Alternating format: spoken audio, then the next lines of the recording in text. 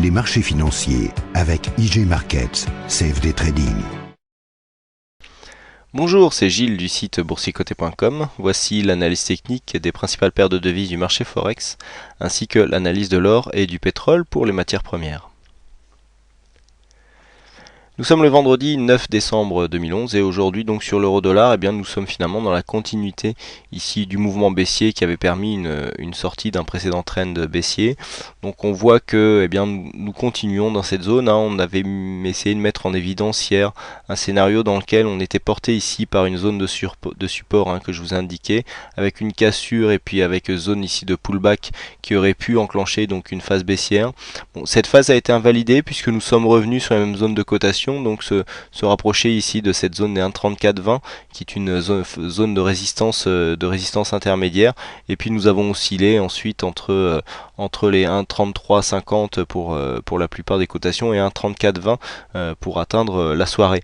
Donc pas une énorme tendance avérée sur l'euro-dollar, les indicateurs nous l'indiquent bien, on ne va même plus en zone de surachat survente, que ce soit sur le RSI ou sur le stochastique. Le MACD est très hésitant, donc là on a vraiment, on se cherche une direction, le support qu'on avait marqué hier est totalement invalidé. Donc là on est vraiment sous le coup de cette tendance ici en train baissier, qui n'est pas très dynamique, mais bon, qui est un petit peu dans la continuité, je dirais, de ce que nous avions précédemment, puisque nous étions ici dans ce genre de tendance. On continue avec le câble, donc paire livre sterling contre dollar avec américain, où nous avions là ici une phase d'attente, puisqu'ici après cette sortie ici, un petit peu comme sur l'euro dollar d'ailleurs, où nous avions une sortie de trend ici qui s'était bien passé, et puis là on a perdu la dynamique. Alors vous voyez qu'on est un petit peu dans la même configuration, c'est-à-dire qu'on est sorti ici de cette phase baissière, et puis là on est à plat, et puis vous voyez on a vraiment cassé ici, mais bon, c'est une cassure, vous voyez, c'est fait en plusieurs fois. On est venu là, on est venu rechercher l'ancien support comme une résistance. Là, on s'écarte, mais on baisse pas vraiment. On n'a pas cassé ici la zone des 1,55-85 qui correspond pour l'instant à une zone de support qui soutient cette phase de range. L'idée imitée par sur sa partie haute à 1,57-45-50. Donc bon, on fait de l'intra-range, on commence à pouvoir casser plus durablement ici la résistance baissière moyen terme qui se dessine donc depuis maintenant un petit moment. Mais vous voyez, c'est plus sous l'effet et grâce à ce range ici qui porte un petit peu à tendance, enfin sans tendance, que l'on a vraiment cette cassure de résistance plutôt qu'à une phase haussière qui permettrait de casser cette trendline d'une manière beaucoup plus dynamique. Donc voilà, toujours aucune tendance vraiment claire pour le câble. On serait plutôt sur une phase baissière, je dirais, sur le moyen court terme, mais rien de vraiment avéré. Là on est vraiment dans une zone de stabilisation semaine qui s'est vraiment faite dans le même mouchoir, puisque nous étions ici dès le début de la semaine, donc nous avons évolué dans la même zone de cotation que la semaine dernière quasiment depuis la sortie de la hausse, et nous sommes restés donc dans cette zone entre 1,5580 et 1,5750. Le dollar yen qui commence à prendre le même chemin, puisque bon, je vous avais dit que nous avions eu ici une grosse phase d'exagération, là, donc on a vraiment été très bas. Alors attention, les phases d'exagération comme ça, lorsque nous avons une faible volatilité, ces bandes là, un peu comme les Bollinger, tiennent compte de la volatilité ambiante pour détecter justement les zones d'exagération. Donc c'est un petit peu le danger de cette approche. Vous voyez, lorsque vous essayez de chercher comme ça des phases où on retourne à l'intérieur, si on est dans une zone où on a très peu de volatilité, dès que nous avons un mouvement, paf, on a une grosse sortie, et là la perte latente avant de revenir à l'intérieur des bandes peut être très compliquée à gérer si on est trop exposé, donc attention si vous voulez utiliser cette approche. Là on sort vraiment énormément. Alors vous voyez que la probabilité est respectée puisqu'on sort là et on réintègre sur la bougie d'après. Bon, on est en unité de temps 4 heures, mais voilà, ça fonctionne quand même. Donc là, on est marqué un petit mouvement baissier qui a fortement descendu. Alors vous voyez, on a l'impression qu'il y a beaucoup de volatilité, sauf que entre là, 77,47 et là le plus bas, 77,13, on a que 30 pips, donc c'est pas énorme non plus, hein. On est vraiment sous le coup de cette monnaie qui est très peu volatile, hein, qui est très peu usitée en ce moment du fait qu'elle est contrôlée par sa banque centrale, hein, la banque centrale japonaise. C'est un peu le jeu du chat et de la souris. Donc là on reste proche de la moyenne mobile 20 exponentielle. Vous voyez que la moyenne mobile 50 ici s'est transformée en support et là est en train de se transformer en résistance, donc ce qui impliquerait ici un retour d'une tendance plutôt baissière, un peu comme ce que nous avions, donc des phases de légère baisse entrecoupées des fois d'intervention de la Banque du Japon, histoire de faire remonter les cours donc du dollar par rapport au yen, ce qui leur permet donc de maîtriser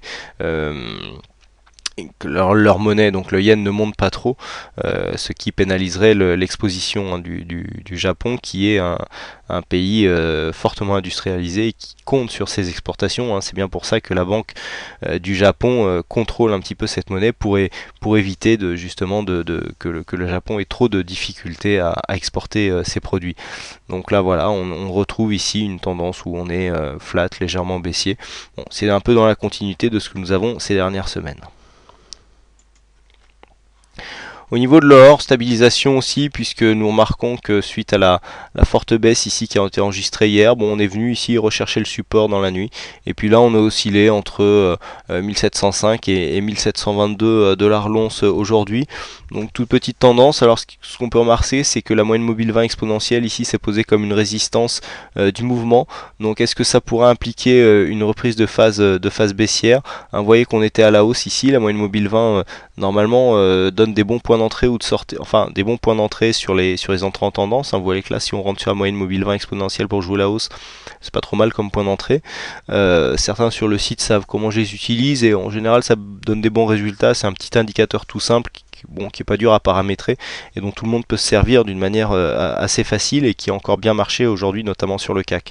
Donc là ici on a la même 20 qui se remet comme une résistance, donc attention, est-ce que ça ne veut pas dire qu'on va bientôt casser ici la zone des 1700, on est ici sur 1705, c'est bien possible, hein, ce support pour l'instant a l'air de bien se porter, là depuis 2 semaines on n'a pas réussi à le casser. Donc une cassure de ce support pourrait nous propulser assez facilement sur 1672 dollars l'once, donc attention, ici une cassure pourrait nous emmener sur une continuité de mouvement baissier, donc au niveau de l'or.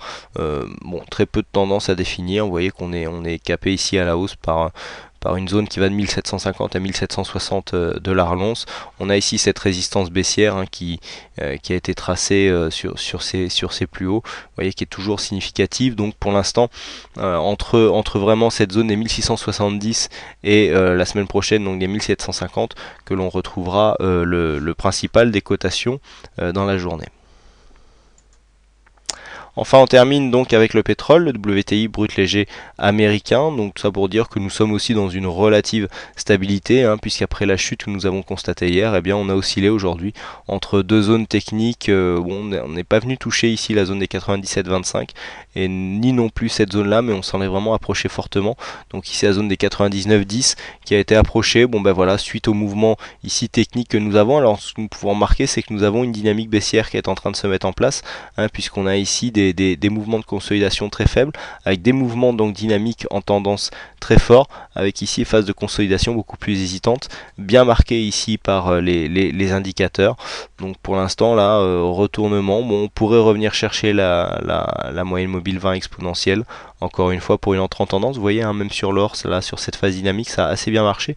Alors moi comment je l'utilise, on a un petit plus hein, pour ceux qui regardent la vidéo jusqu'au bout. J'attends le premier mouvement dynamique et en général pour jouer à continuité, eh bien je me place sur la moyenne mobile 20 exponentielle dans le sens de la continuité. Donc là je laisse se développer la première dynamique, j'attends un retour, hein, surtout après une phase d'exagération, c'est souvent qu'on revient sur la MME20. J'attends ici un retour sur la MME20, donc là on a une unité de temps 4 heures, moi j'utilise en unité de temps 15 minutes, ça marche aussi, donc vraiment c'est vraiment un indicateur qui s'adapte à la tendance. Et vous voyez que là on peut rentrer et puis on laisse la tendance se développer. Vous voyez que les contacts se font relativement, on a des points d'entrée de temps en temps, on peut même pyramider si l'on veut. Et puis là on constate une dynamique lorsque la MME20 commence à s'aplatir, et là on peut se dire que bon, on a une cassure de dynamique et donc on peut venir chercher. Alors si on a la chance de retourner ici sur le haut de la bolle, on peut sortir sur ce genre de position, ou alors essayer ne serait-ce que de ressortir sur des phases supérieures à la MME20. Bon bah si on est est rentré sur cette zone-là, par exemple à 97,70 et qu'on ressort même là sur la moyenne à 100, eh bien ça fait quand même pas mal de points de gagné, juste avec un indicateur relativement simple à paramétrer. Voilà donc ce que l'on peut dire sur ces analyses Forex et matières premières. Il ne me reste plus qu'à vous souhaiter à toutes et à tous une bonne soirée, bonne chance dans vos trades. Merci encore pour vos contributions à l'approche de Noël, hein, comme j'ai déjà signalé sur la vidéo du CAC. Je vous souhaite un bon week-end, bonne chance dans vos trades, je vous l'ai déjà dit, mais c'est pas grave, quand on aime on ne compte pas. Et donc je vous retrouve dès la semaine prochaine pour de prochaines analyses techniques. Les marchés financiers avec IG Markets, CFD Trading.